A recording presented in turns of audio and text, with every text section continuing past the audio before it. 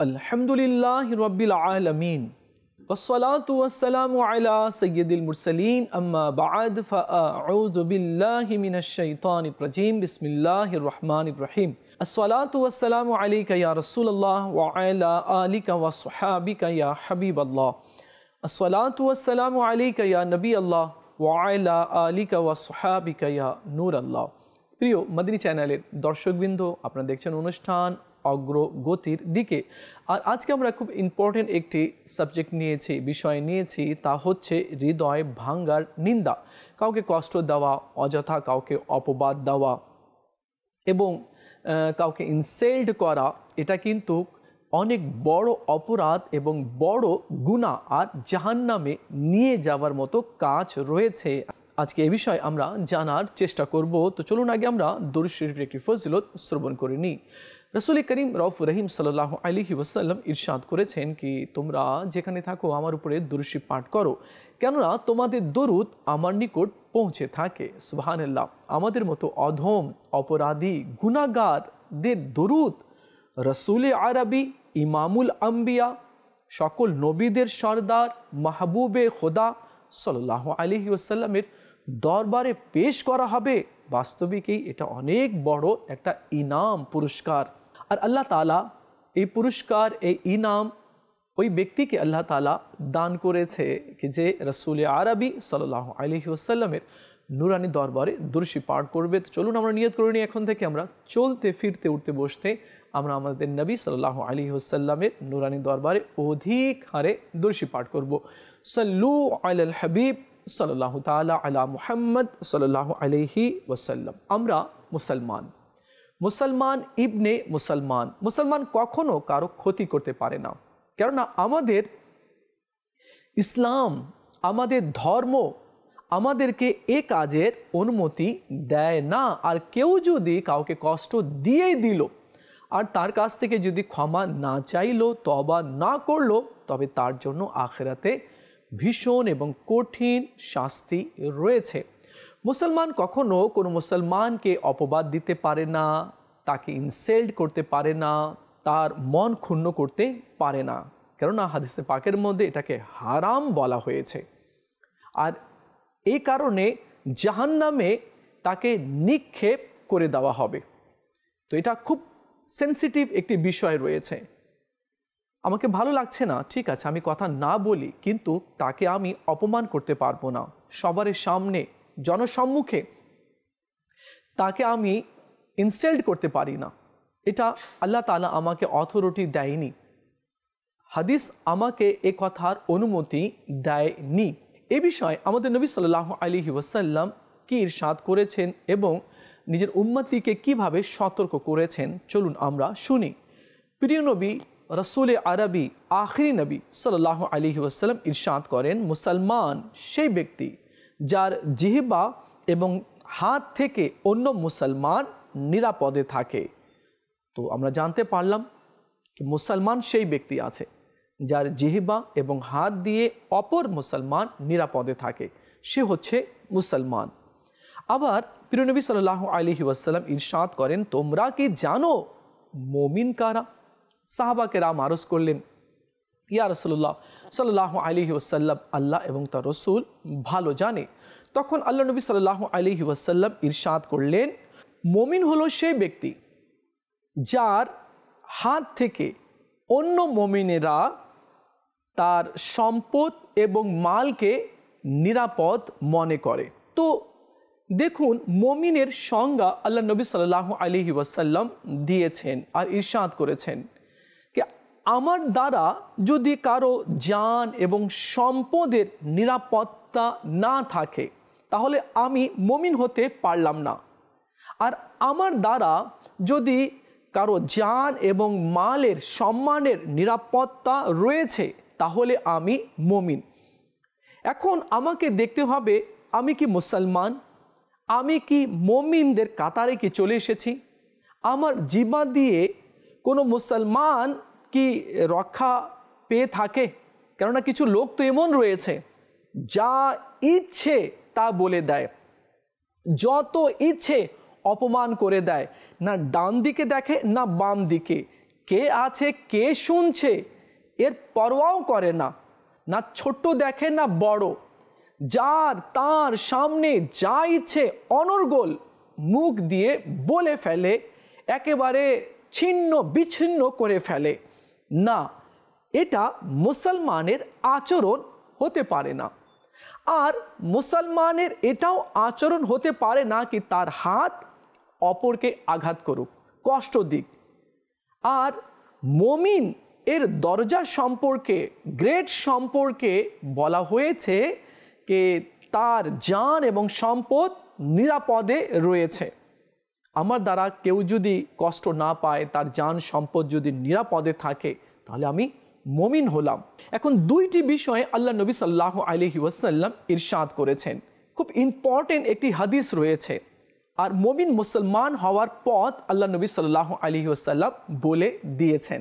এখন আমাদেরকে রাগকে দমন করতে হবে, মানুষকে সম্মান করতে শিখতে হবে।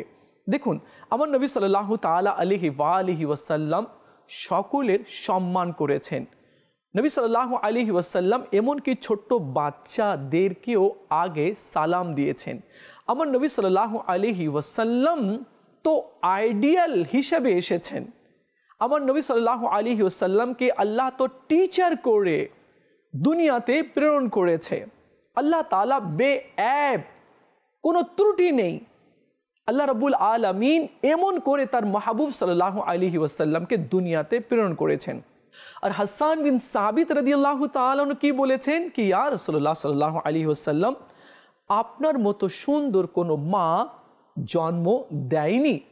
আর আপনি যেমনটি চেয়েছেন আল্লাহ রাব্বুল আলামিন আপনাকে সেরূপ সৃষ্টি করেছে। তো প্রিয় ইসলামী ভাইরা, আমার নবী সাল্লাল্লাহু তাআলা আলাইহি ওয়াসাল্লাম মানুষের সম্মান করতেন, নাম নিলেও আপনি করে কথা বলতেন, এমনকি গোলামদের সাথেও ভালো ব্যবহার করতেন। উনার কাছে এক গোলাম থাকতো, 10 বছর পর্যন্ত প্রায় আমার নবী সাল্লাল্লাহু আলাইহি ওয়াসাল্লামের সহবতে খিদমতে ছিল।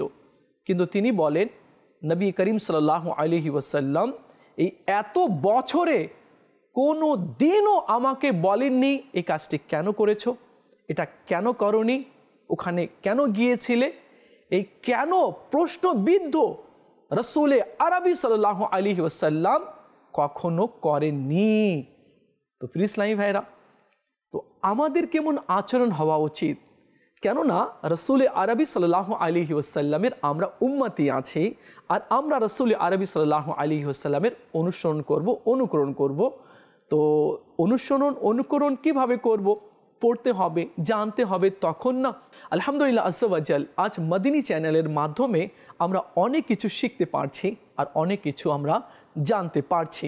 তো হাদিসে কারিমা আমরা শুনলাম মুমিন এবং মুসলমানের ব্যাপারে। আমাদেরকেও সে অনুযায়ী কাজ করতে হবে, সেই অনুযায়ী আমাদেরকে চলতে হবে। কেননা যদি আমি কাউকে কষ্ট দিয়ে দিই বা কারো মাল আত্মসাৎ আমি করে ফেলি, অথবা যা ইচ্ছে তা বলে তাকে অপমান করে দিই, আমি জানেন এর শাস্তি কি রয়েছে? এর শাস্তি অনেক ভয়ঙ্কর রয়েছে, অনেক ভয়ঙ্কর রয়েছে। একটি রিওয়ায়াতের মধ্যে রয়েছে রাসূল আরবি সাল্লাল্লাহু আলাইহি ওয়াসাল্লাম ইরশাদ করেছেন, যেভাবে সমুদ্রের সৈকত হয়, কিনারা হয়, ঠিক এই রূপ জাহান্নামেরও কিনারা রয়েছে। এবং সেই কিনারায়, সেই সাইডে উটের গর্দনের মতো বড় বড় সাপ আর খচ্চরের মতো বড় বড় বিচ্ছু রয়েছে। যখন সেই জাহান্নামীরা সেখান থেকে বেরিয়ে আসতে চাইবে আর আল্লাহর কাছে ফরিয়াদ করবে, মওলা জাহান্নামে ভীষণ আযাব, আমাদের ভীষণ কষ্ট হচ্ছে, ওগো আল্লাহ একটু আযাব কম করে দাও। আল্লাহ তাআলা ইরশাদ করবেন, জাহান্নাম থেকে একটু বাইরে বের হও। তারা যখন বাইরে বের হবে, তো সেই উটের গর্দনের মতো মোটা মোটা সাপ আর খচ্চরের মতো বড় বড় বিচ্ছু তার ঠোঁট আর চেহারা দিয়ে এভাবে আঁকড়ে ধরবে, আর যখন টানবে তো সমস্ত দেহের চামড়াগুলো খসে আসবে। তখন এই সাপের জ্বালাতে তারা আবার জাহান্নামের দিকে তারা প্রবেশ করবে। তখন আল্লাহ তাআলা তাদের উপরে চুলকানির আযাব নাজিল করে দিবে, মানে কঠিন চুলকানি। হাদিসে পাকের মধ্যে রয়েছে কেমন আযাব আর কেমন চুলকানির আযাব। জাহান্নামীরা যখন তাদের ধারালো নখ দিয়ে আঁচড়াবে তো তাদের গোস্তগুলো ঝসে পড়বে, এমনকি হাড়গুলো গুঁড়ো হয়ে পড়তে থাকবে। তারপরেও তারা এভাবে করে খামচাবে। অদৃশ্য থেকে আওয়াজ আসবে কি বলো তোমাদেরকে কেমন লাগছে, কেমন অনুভব করছো? তখন জাহান্নামীরা বলবে আমরা ভীষণ কষ্টে রয়েছি। তো বলা হবে জানো তোমাদেরকে কেন কষ্ট দেওয়া হচ্ছে? এই কারণে যে তোমরা অপর মুসলমানকে কষ্ট দিতে, তাদেরকে আঘাত করতে, তাদের হৃদয়কে খণ্ড খণ্ড করে দিতে, এই জন্য তোমাদেরকে জাহান্নামে এই আযাব দেওয়া হচ্ছে। তো প্রিয় মদিনী চ্যানেলের দর্শকবৃন্দ, আপনারা শুনলেন কি যারা কাউকে কষ্ট দিবে তাদের শাস্তি কীরূপ ভয়ঙ্কর রয়েছে। এবার আমরা আরেকটি হাদিসে কারিমা শুনব। হযরতে মুজাহিদ রাদিয়াল্লাহু তাআলা আনহু থেকে বর্ণিত হয়েছে, তিনি বলেন জাহান্নামীদের উপর চুলকানির আযাব নিয়োগ করে দেওয়া হবে, যার কারণে তাদের চামড়া এমনকি দেহের গোস্ত ঝরে ঝরে পড়বে। তো আমরা দুটি হাদিসে কারিমা আমরা শুনলাম কি কেউ যদি কাউকে কষ্ট দিবে তার এইরূপ ভয়ঙ্কর আযাব হবে। আজ ছোট্ট ছোট কথায় আমরা দেখি বাড়িতে স্বামী তার স্ত্রীকে বকা দিচ্ছে, স্ত্রী তার স্বামীকে অপমান করছে। এমন করা ঠিক নয়। মাঝে মাঝে দেখা যায় কিছু দুষ্ট জালিম ধরনের পুরুষ হয়, তারা মহিলার উপরে তার স্ত্রীর উপরে প্রহার করে, আক্রমণ করে, তাকে রক্তাক্ত করে দেয়, তাকে ঘর থেকে বের করে দেয়, যা ইচ্ছে তাই বলে। পুরো পাড়া প্রতিবেশীর লোকেরা জমা হয়ে যায়, তামাশা দেখে। আর এদিকে ওই পুরুষ, নিষ্ঠুর পুরুষ ওই মহিলার উপরে অত্যাচার করছে। এটা কেমন? আর ওই কেমন পুরুষ কি একটা দুর্বল মহিলা, তার স্ত্রী তো, তাকে এত মারধর করলো আর পুরো বাজারে মানে পুরো মহল্লায় তাকে অপমান করলো। তো এটা কি? হাদিসে পাকের মধ্যে রয়েছে, রিওয়ায়েতে রয়েছে, স্ত্রী হচ্ছে তোমার জন্য জাহান্নাম থেকে বাঁচার ঢাল। সে তোমাকে জাহান্নাম থেকে বাঁচায় আর তুমি তাকে প্রহার করছো, যা ইচ্ছে তা বলে দিলে। তুমি তো বাইরে থাকো, ছেলেদের সাথে কথা বলো, বন্ধু বান্ধবদের সাথে ঘোরাফেরা করো, একটু কফি স্টলে চলে যাও, কফি খাও, একটু আড্ডা দাও। কিন্তু তোমার স্ত্রী কি করছে? তোমার স্ত্রী তোমার সন্তানদের লালন পালন করছে। আর যখন ছোট ছোট বাচ্চা হয় না, তো আজকাল বাচ্চা তো জানেনি, একটা বাচ্চার ব্যাটারি শেষ হয়ে গেল তো আরেকটা বাচ্চার ব্যাটারি ফুল হয়ে গেল, মানে একটাকে ঘুম পাড়ায় তো একটা উঠে যায়। আর যখন বাচ্চা উঠে যায় তো কি করে আপনারা জানেনই, বাচ্চাদেরকে দেখা, রান্না করা, কাপড় ধোয়া, ঘর ঝাড়ু দেওয়া, মুছা আর অন্যান্য অনেকগুলো আনুষঙ্গিক কাজগুলো সে করে। এরপরে চৌধুরী সাহেব আসলেন, আসার পরে ভাত একটু ঠান্ডা, তরকারি একটু ঠান্ডা হয়ে গেল, লবণ একটু কম হয়ে গেল, বাস মেজাজ তার একেবারে দেখার মতো ছিল। তো এরপরে যা বাজার গরম করে, তামাশা করে, তো লোকেরা কি ভালো বলে? গ্রামের লোকেরা, প্রতিবেশীরা, কেমন ব্যক্তি, কেমন মানুষ, ওই মহিলার উপরে কত জুলুম করে। এটা মানুষ ভালো বলে না। আর মানুষ যখন ভালো বলছে না তো মনে করে নিতে হবে আল্লাহ ভালো তোমাকে বলছে না, তার রসুল এবং ফেরেশতারাও তোমাকে পছন্দ করছে না। স্ত্রী হচ্ছে লাইফ পার্টনার। একটা গাড়ি আছে, গাড়ির যেরূপ চাকা থাকে, একটা চাকা যদি ড্যামেজ হয়ে যায় তো গাড়ি চলে না। অনুরূপভাবে স্বামী স্ত্রী একটা গাড়ি, দুটা চাকা রয়েছে, এটাকে ব্যালেন্স করে চলাতে হবে, কাউকে অপমান করা যাবে না। এ তো ছিল স্ত্রীর কথা। সেকেন্ড হচ্ছে মাকে অপমান করা। কিছু দুষ্ট ধরনের ছেলে রয়েছে, মাকে অপমান করে, বাবাকে অপমান করে, বাড়িতে বড় বোন রয়েছে তাকেও অপমান করে, তার হৃদয়কে ছিন্ন বিচ্ছিন্ন করে দেয়, এই যে কষ্ট দেয়, তো সে কি মনে করছে আজ সে এমনটি করছে, কালকে কোথায় যাবে? সবাইকে তো একদিন কবরে মুখ তো দেখতেই হবে। যাবে কোথায়? চাঁদের দেশে? সেখানেও মালাকুল মউত আজরাইল ইসলাম পৌঁছে যাবে। সমুদ্রের গভীরে গিয়ে লুকাবে, সেখানেও মত চলে আসবে। আর যারা এই প্রকৃতির লোক হয় না, মানুষকে শুধু কষ্ট দেওয়াই তাদের কাজ হয়ে থাকে, তো তাদের মৃত্যু খুবই ভয়ঙ্কর হয়ে থাকে। এমন মৃত্যু জানোয়ারদেরও হয় না। এই জন্য ভয় পেতে হবে। মাকে সম্মান করতে হবে, বাবাকে সম্মান করতে হবে, বাড়িতে যদি স্ত্রী থাকে তাকে সম্মান করতে হবে। এগুলো হয় কেন জানেন? এগুলো হওয়ার কারণ হচ্ছে কি পরিবেশ ভালো পায়নি, সেকেন্ড হচ্ছে কোরআন ও হাদিসে তার ইলিম নেই, থার্ড হচ্ছে সে যার সাথে উঠা বসা করে তারা ভালো না। যদি ভালো থাকতো তো তাকে বুঝাতো, কোরআন হাদিসের কথা বলতো। আজ আমাদের আড্ডার মধ্যে কি কথা হয়, কার বাড়িতে কি হয়েছে, কোন অফিসে কি হয়েছে, কি এমন কাজ হয়েছে, মানে উল্টো আলোচনা হয়ে থাকে, নেগেটিভগুলো আলোচনা হয়ে থাকে। তাই এগুলো দিমাগের মধ্যে চলে আসে। আল্লাহ রসুলের কথা তো হয় না, হাদিস ও কোরআনের আলোচনা তো হয় না। যাদের সাথে সে উঠা বসা করে তারা তো মদ খায়, জুয়া খেলে, নেশা করে, অপরাধ করে, তাদের সাথে উঠা বসা করে। তো সে তো ক্রাইমে শিখবে না, সে তো ভালো কিছু শিখবে না।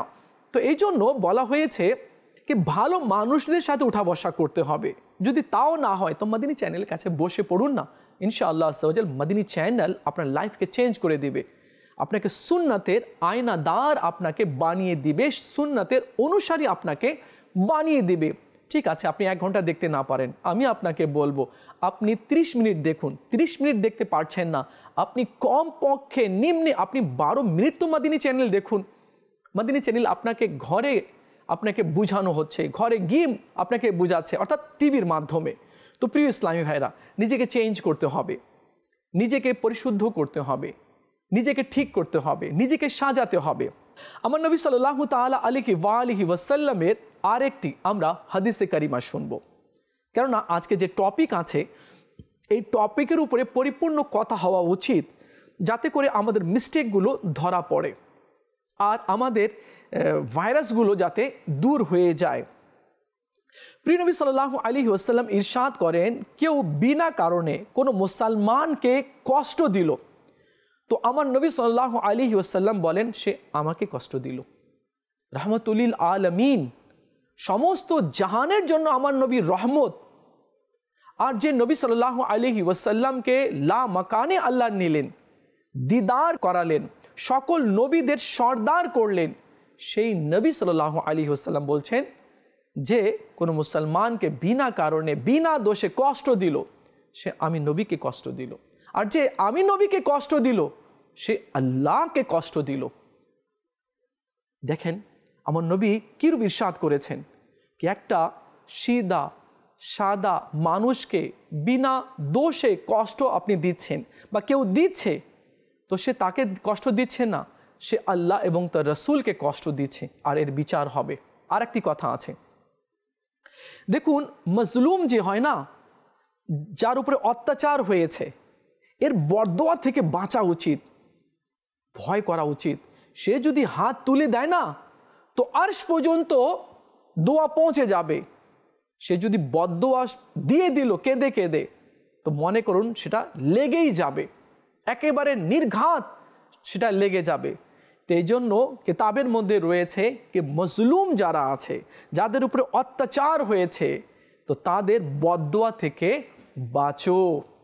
কিন্তু কই, মানুষ কালকে কি হবে এর পরিণাম মানুষ বুঝে না, বুঝার চেষ্টাও করে না। আর কি বলে জানেন, আমি আপনাকে বলি, কিছু মানে বেশি পাকনা কিছু লোক রয়েছে, মানে একটু চালাক হয় না, তো ও একটু 1.5 কেজি 1.25 কেজি বেশি একটু চালাক রয়েছে। দেখুন এই লাইনে না মানে একটু দিওয়ানা হতে হয়, এত বেশি চালাক হওয়া কিন্তু ঠিক নয়। চলুন আমি আপনাকে বলছি, কিছু লোক রয়েছে, আরে দেখা যাবে, মরলে দেখা যাবে, যা কি করবি কর, তুই যা বলার বল, তুই বরদোয়া দিচ্ছিস দে, এখন তো কিছু হচ্ছে না, না মরলে দেখা যাবে। এটা কিন্তু বড় একটা মিস্টেক এমন কথা বলা। কেননা সে কি দেখবে? সে মালাকুল মওতকে দেখবে।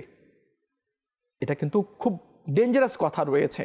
আর মালাকুল মওত গুনাহগারের যখন রূপ বের করতে আসে তো ভয়ঙ্কর আকৃতি নিয়ে আসে। ওই আকৃতিকে যদি কেউ দেখে নেয় আসলটা, তো এমনিতেই মরে যাবে। সেকেন্ড হচ্ছে কি তার দেহ থেকে কাপড় খুলে নেওয়া হবে, তার স্ত্রী বিধবা হয়ে যাবে, তার ছেলেরা এতিম হয়ে যাবে। সে বলছে না মরলে দেখা যাবে কি কি দেখবে? তো এটাই দেখবে তাকে গোসল দেওয়া হচ্ছে, এটাই দেখবে কি তার জানাজা হচ্ছে, এটাই দেখছে কি লোকেরা তাকে কবরস্থানে নিয়ে যাচ্ছে, এটাই দেখবে তাকে কবরে নামিয়ে দেওয়া হয়েছে। আর এটা দেখবে মুনকার নাকির চলে এসেছে একেবারে ভয়ঙ্কর রূপ নিয়ে শাস্তি দেওয়ার জন্য, কঠিনভাবে সওয়াল করার জন্য। এরপরে কবরকে জাহান্নামের গর্তের মধ্যে একটি গর্ত করে দেওয়া হবে, সেখানে সাপ বিচ্ছু নিয়ে করে দেওয়া হবে। আর সেখান থেকে বের হওয়ার তো কোনো ওয়ে নেই। সে নিজের শাস্তিগুলো দেখবে আর কষ্ট কি সে সময় যন্ত্রণাগুলো বুঝতে পারবে। তো খবরদার কখনো যাতে কেউ এরূপ না বলে আর এরূপ কাউকে যাতে কষ্ট না দেয়, শান্ত হয়। কেননা আপনারা দেখেছেন সুন্দরবনে রয়্যাল বেঙ্গল টাইগার আছে, সিংহ রয়েছে, তো বড় বড় হিংস্র প্রাণীরা রয়েছে। যখন যুবক থাকে না, একটু এজ কম থাকে তো খুব লাফালাফি করে, কিন্তু এক সময় দেখেছেন যখন তার এজ হয়ে যায় যে একেবারে যে সিংহ একেবারে হরিণকে এক পাঞ্জাতেই তাকে কাবু করে নেয়, তাকে একেবারে খেয়ে ফেলে। কিন্তু কিছুদিন পর দেখবেন ওই সিংহ হাঁটতেই পারে না, দুর্বল হয়ে যায়। যার দাপটে পুরো জঙ্গল কম্পন করত, আজ তার সামনে দিয়ে খরগোশ চলে যাচ্ছে, অন্যান্য জানোয়াররা চলে যাচ্ছে, কিন্তু সে উঠতেই পারছে না। তো এটা শুধু জানোয়ারের উদাহরণ নয়, এটা মানুষেরও ঠিক এরূপ উদাহরণ রয়েছে। অনেক ক্ষমতাবান, অনেক কিছু, কিন্তু কালকে যাবে কোথায়? তো এই জন্য আমাদেরকে সতর্ক হতে হবে, আমাদেরকে বুঝতে হবে, আমাদেরকে বি কেয়ার হতে হবে। আল্লাহ তাআলা নরম ব্যক্তিকে পছন্দ করে, অহংকারীকে আর অত্যাচারীকে আল্লাহ তাআলা পছন্দ করে না। একটি হাদিসে কারিমা আপনাকে বলবো এখন। এই হাদিসের মধ্যে মানে এত শিক্ষণীয় বিষয়গুলো রয়েছে, কেউ যদি অন্তরের অন্তরস্থল থেকে যদি এই হাদিসে কারিমা শুনে নেয় তো আমার মনে হয় সে তখনই সিলেন্ডার করবে, ওকে বাবা আর আমি এগুলোর মধ্যে নেই, তওবা আস্তাগফিরুল্লাহ, আর আমি কখনো কাউকে কষ্ট দিব না। হাদিসটি কি হচ্ছে? হাদিসটি হচ্ছে কি নবী করিম সাল্লাল্লাহু আলাইহি ওয়াসাল্লাম সাহাবা কেরামকে জিজ্ঞেস করলেন যে তোমাদের মধ্যে নিঃস্বকে, গরিবকে? তো সাহাবারা বললেন ইয়া রাসূলুল্লাহ, গরিব তো সে যার কাছে দিনার নাই, দিরহাম নেই, ভালো কিছু পোশাক আশাক নেই, সেই নিঃস্ব গরিব। আমার নবী সাল্লাল্লাহু আলাইহি ওয়াসাল্লাম বলেন না, নিঃস্ব গরিব তো সে যে কিয়ামতের দিনে যখন আসবে তার কাছে নামাজ, রোজা, হজ, জাকাত সব কিছু থাকবে, কিন্তু সে দুনিয়াতে কাউকে গালিও দিয়েছিল, কারো মালও আত্মসাৎ করেছিল, কাউকে প্রহারও করেছিল, কাউকে কষ্টও দিয়েছিল। তারা চলে আসবে আর বলবে মওলা এ তো আমাকে গাল দিয়েছিল। একজন আসে বলবে আল্লাহ এ তো আমাকে অপমান করেছিল। একজন আসে বলে মওলা এ তো আমার মাল আত্মসাৎ করেছে। তখন আল্লাহ তাআলা ইরশাদ করবেন কি জানেন? কি এর যে নেকিগুলো আছে তোমরা এক এক করে নিয়ে যাও। এটাই ফয়সালা হবে কিয়ামতের দিনে। তো যাকে গাল দিয়েছিল সে আসবে, তার নেকিগুলো নিয়ে চলে যাবে। আরেকটু নেকি রয়ে গেল, একজন টাকা পাবে, কর্জ নিয়েছিল দেয়নি, আত্মসাৎ করেছিল, সে তার নেকিগুলো নিয়ে চলে যাবে। আরেক ব্যক্তি আসবে যে তাকে প্রহার করেছিল, সে দেখবে তার নেকি নেই, তো বলবে মওলা এর তো কোনো নেকি নেই। তো আল্লাহ তাআলা ইরশাদ করবেন তোমার গুনাহগুলো এর মাথায় চাপিয়ে দাও, তুমি জান্নাতে চলে যাও। কিয়ামতের দিনে যে মা কিয়ামতের দিনে ছেলেকে একটি নেকি দিবে না, স্বামী তার স্ত্রীকে একটি নেকি দিবে না, বন্ধু তার বন্ধুকে একটি নেকি দিবে না, সবাই ইয়া নফসি করবে। ওই ভয়াবহ সময়ে একটি নেকির জন্য মানুষ এক প্রান্ত হতে অন্য প্রান্ত পর্যন্ত ছুটাছুটি করবে, আর এখানে দেখা যাচ্ছে তো যা আছে সেটাও নিয়ে চলে গেল। এখন বলুন কি হবে? তো যা আছে এখানেই সবগুলো ক্লিয়ার করে নিতে হবে, এখানেই সব কিছু ক্লিয়ার করে নিতে হবে। হ্যাঁ, যারা শুনছেন আপনারা মনে করুন কি আমি প্রতিবেশী থেকে কখনো ধার নিয়েছিলাম কি না। অনেক আছে না, ও বাবু 2টা আলু দে না, ও বাবু কে একটু চাল থাকলে দে না, মনে পড়ে? তো হয়তো এমনটি হতে পারে। তো মনে করুন যদি এরকম যদি হয়ে থাকে তো তাকে ফিরিয়ে দিতে হবে। আচ্ছা, এখানে আরেকটি কথা রয়েছে, যদি আমি যার কাছ থেকে কিছু নিয়েছি কিন্তু তাকে আমি পাচ্ছি না, খুঁজে পাচ্ছি না, তো এখন করণীয় কি রয়েছে? এটা একটা মশলা রয়েছে। আমি কারোর কাছ থেকে কিছু ধার নিয়েছিলাম, তাকে আমি ফিরিয়ে দেবো কিন্তু তাকে পাচ্ছি না খুঁজে। তো উলামা কেরাম বলেছেন কি যতটুকু পরিমাণ তুমি তার কাছ থেকে নিয়েছিলে সেই অনুযায়ী কোনো গরিব অসহায়কে তুমি দান করে দাও তার নামে, কি আল্লাহ এর প্রতিদান যাতে সে পায়। এরপরে তার জন্য কন্টিনিউ মাগফিরাতের দোয়া করতেই থাকতে হবে। আচ্ছা, যদি তার ওয়ারিস, তার ছেলে মেয়ে স্ত্রী অথবা কেউ যদি দেখা হয়ে যায়, তখন যে দান করেছিল আবার নিজের পক্ষ থেকে ওই টাকাটা ফিরিয়ে দিতে হবে আর তওবাও করতে হবে। তো এটা হচ্ছে তো মসলা। কিন্তু আমরা কই, আমরা নিয়ে বসে আছি, অনেকে তো কোটি কোটি টাকা নিয়ে বসে আছে, অনেকে লাখ লাখ টাকা নিয়ে পালিয়ে গিয়েছে। এটা করা কিন্তু ঠিক না। আচ্ছা, পালাবি কোথায়? পালাবি কোথায়? যাবে কোথায়? মত থেকে তো পালাতে পারবে না, যাবে কোথায় যাবে? আর জানেন মানুষ কেমন জানেন, মানুষ একটা মোমবাতি জ্বলে না, ক্যান্ডেল, মোমবাতি, তো যখন আমরা এভাবে রাখি তো দেখি খুব সুন্দর মোমবাতি, হ্যাঁ, ফ্রেশ একেবারে। তো যখন আগুন লাগাই না, তো ধীরে ধীরে ধীরে ধীরে ধীরে ধীরে ধীরে ধীরে গলতে থাকে, এক সময় সেটা একেবারে পানি হয়ে যায়, শেষ হয়ে যায়। তো আমরাও ঠিক এমনই রয়েছি, আপনি আমি আমরা সবাই এমনই রয়েছি। আমরাও কিন্তু গলে যাচ্ছি, day by day by day by day আমরাও কবরের দিকেই যাচ্ছি। তো যারা কবরের দিকে যাচ্ছে, হ্যাঁ, যাদের আয়ুগুলো শেষ হচ্ছে, তো সে এমন ঠিক কেন করবে? দেখুন প্রিয় ইসলামী ভাইয়েরা, এখানে আমি ফকি আবুল্লাহ সামরকান্দি রহমতুল্লাহি তাআলা আলাইহির উদ্ধৃত করা একটি রেওয়ায়েত আমি বলার চেষ্টা করব। তিনি রেওয়ায়েত করেছেন কি পুলসিরাতে আগুনের শিকল রয়েছে। পুলসিরাতে আমরা জানি না পুলসিরাত পার হতে হবে, সেই পুলসিরাতে আগুনের শিকল রয়েছে। কত ভয়ঙ্কর হবে! যে ব্যক্তি হারামের একটি টাকাও নিল, তার পায়ে আগুনের শিকল লাগিয়ে দেওয়া হবে, যার ফলে তার জন্য পুলসিরাত অতিক্রম করা কষ্টকর হয়ে যাবে। এমনকি সেই দিরহামের মালিক তার নেকি সমূহ থেকে এর প্রতিদান নিয়ে যাবে। যদি তার নিকট নেকি না থাকে তবে সে তার গুনাহের বোঝা নিয়ে জাহান্নামে পতিত হবে। এক দিরহাম, 1 টাকা মাত্র। খুবই কিন্তু ডেঞ্জারাস কথা, মানে খুবই এর মধ্যে মানে লাগার মতো মানে কথা রয়েছে। আর পুলসিরাত পার হওয়া ছাড়া তো কেউ জান্নাতে প্রবেশই করতে পারবে না। আর সেটা মাথার চুলের চেয়েও সূক্ষ্ম, তরবারির নখের চেয়েও বেশি ধারালো রয়েছে। আর সেখানে আগুনের শিকল আবার, আর জাহান্নামের আগুনের শিকল কেমন কঠিন, পায়ে পরিয়ে দেওয়া হবে আর পার হওয়াটা তার জন্য কষ্টকর হয়ে যাবে। যার কাছ থেকে টাকা নিয়েছিল সে আসবে, তার নেকিগুলো নিয়ে চলে যাবে, আর সে 2 টুকরো হয়ে জাহান্নামে পড়ে যাবে। তো প্রিয় ইসলামী ভাইরা আর মদিনী চ্যানেলের দর্শকবৃন্দ, খুব ভয়াবহ একটা সিচুয়েশন হবে। এই জন্য ফ্রেশ থাকতে হবে, নিট অ্যান্ড ক্লিয়ার থাকতে হবে। আল্লাহ তাআলা আমাদেরকে পরিষ্কার করে দিক, আল্লাহ তাআলা আমাদেরকে ক্ষমা করে দিক। যার যার হক রয়েছে সেই হকগুলো আদায় করার আল্লাহ তৌফিক দান করুক।